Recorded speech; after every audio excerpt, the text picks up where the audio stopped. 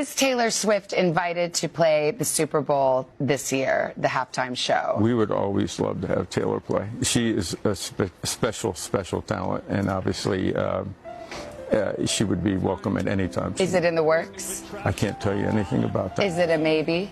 It's a maybe. Okay. We'll take a maybe. I keep laughing when I think about how surreal life feels right now, because sometimes I catch myself waiting for my friend Jay-Z to give me the nod, waiting for the smoke to rise, like it's all in his hands, and at the same time I'm looking around realizing how much has shifted since Taylor came into my life, how every day feels like it's running on a new kind of electricity, exciting and unpredictable, but full of joy, full of color, and yes, full all. Except, ever since I've been with her, it's been fun, it's been different. The Kelsey Swift story has added twists I never could have scripted, and every time I joke with reporters, whether in Kansas City or Brazil, I feel that mix of football, love, and the circus of speculation about retirement or weddings or halftime shows swirl together into this big, messy, hilarious narrative I've somehow become the main character in.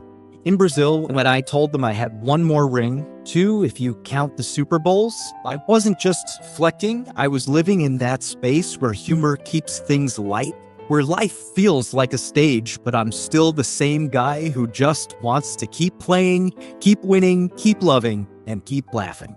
And then while I'm cracking jokes, Taylor's out here quietly playing the long game, maybe even plotting renovations months in advance, filing permits on her Rhode Island place while the rest of the world thinks she's just dropping Easter eggs and lyrics. That's who she is, always 3 steps ahead, a mastermind, building a future one careful detail at a time. And then there's the NFL commissioner dropping a casual bomb that she could be in the Super Bowl halftime mix in 2026, and suddenly I'm fielding questions that have nothing to do with playbooks or defenses, but everything to do with whether the woman I love is about to headline the biggest stage in America. And I can't help but smile, can't help but say maybe, because I know how big it would be, and also because I've learned you never bet, you never bet. But fame isn't just smooth sailing, and I've learned the past always has a way of popping up when you least expect it, like when an ex-Bumble exec called me a weirdo for hitting on her years ago, painting me like the awkward guy at the bar who thought he was slick, and maybe she wasn't wrong, because before Taylor, my dating history was messier than the locker room after a playoff win.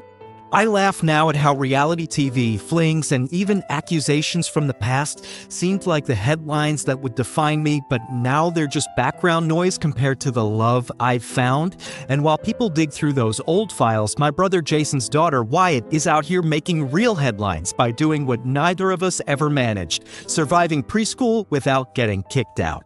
That's the Kelsey family for you, the kind of family where the fact that a 5-year-old successfully started kindergarten feels like a championship because Jason and I were disasters back then, me tossing chairs over a game of checkers, him stabbing foreheads with sporks, both of us proving that competitive fire doesn't always mix well with nap time.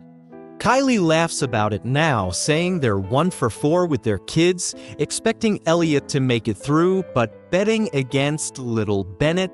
And the honesty of that, the way she talks about Wyatt's sailor vocabulary and looming teacher phone calls, it keeps us all grounded, reminding me that while the world spins out headlines about rings and weddings and halftimes, real life is happening in the small, messy, hilarious moments of family. But I won't pretend the biggest tea isn't about me and Taylor, because everywhere we go, whispers about wedding bells and baby talk follow us like a soundtrack. Some say we're taking it slow, others insist we're racing toward a Rhode Island summer wedding with a nursery plan in the works, and I just smile because while speculation runs wild, what's real is the love we're building. People picture royal weddings and castles, but what they don't see is that Taylor wants simplicity, intimacy, a home filled with laughter and kids running through hallways, not a stage production for the world. The renovation plans aren't just about bedrooms and bathrooms. They're about creating a life together, a place for family, for quiet moments that balance out the noise of tours and stadiums.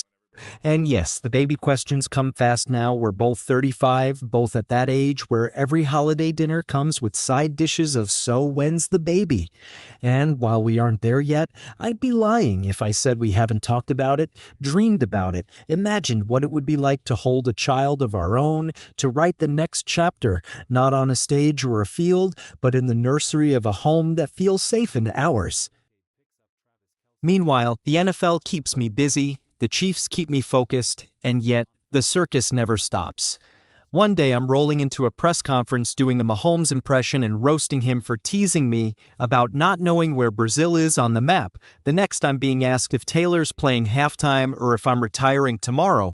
Reporters laugh, fans cheer, and I just keep living on cloud nine, sipping from the fountain of eternal good vibes because why wouldn't I? I've got the woman I love